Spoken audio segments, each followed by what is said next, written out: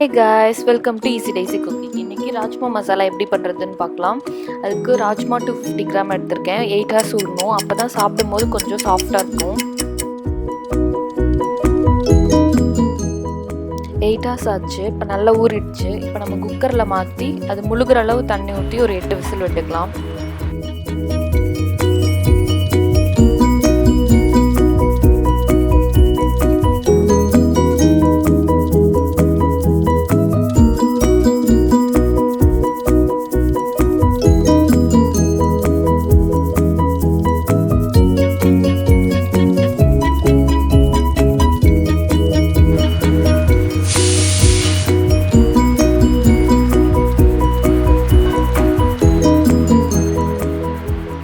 ராஜ்மா வந்து நல்லா வெந்துருச்சு. லைட்டாக ப்ரெஸ் பண்ணாலே உடையுது பாருங்கள்.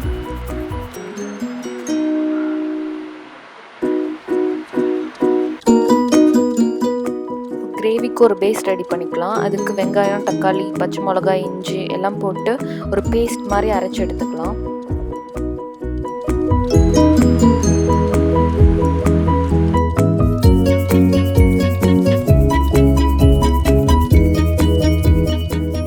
குக்கரில் ஒரு டேபிள் ஸ்பூன் நெய் ஊற்றிக்கலாம். 2 டீஸ்பூன் ஆயில் ஊற்றி நல்லா ஹீட் ஆனோன்னே அப்புறம் கருவேப்பிலை வந்து கொஞ்சம் போட்டு அப்புறம் அரைச்சி எடுத்து அந்த பேஸை வந்து ஊற்றி நல்லா மிக்ஸ் பண்ணி கொதிக்க விடலாம்.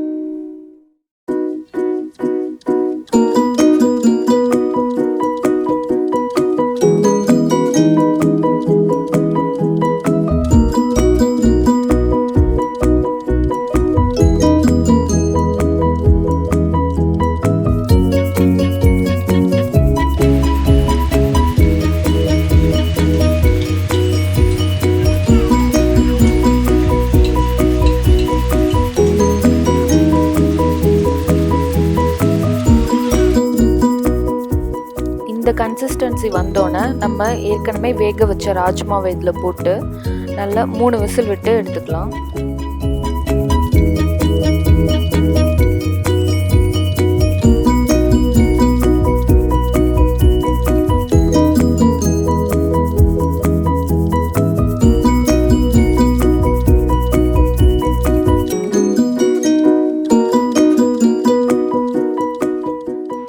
ராஜ்மா மசாலா ரெடி ஆகிடுச்சு. ஃபைனல் ஸ்டெப்பாக கொத்தமல்லி தழை கொஞ்சம் மேலே தூவிக்கோங்க. இது வந்து சப்பாத்திக்கு சைட் டிஷ்ஷாக ரொம்ப நல்லாயிருக்கும்.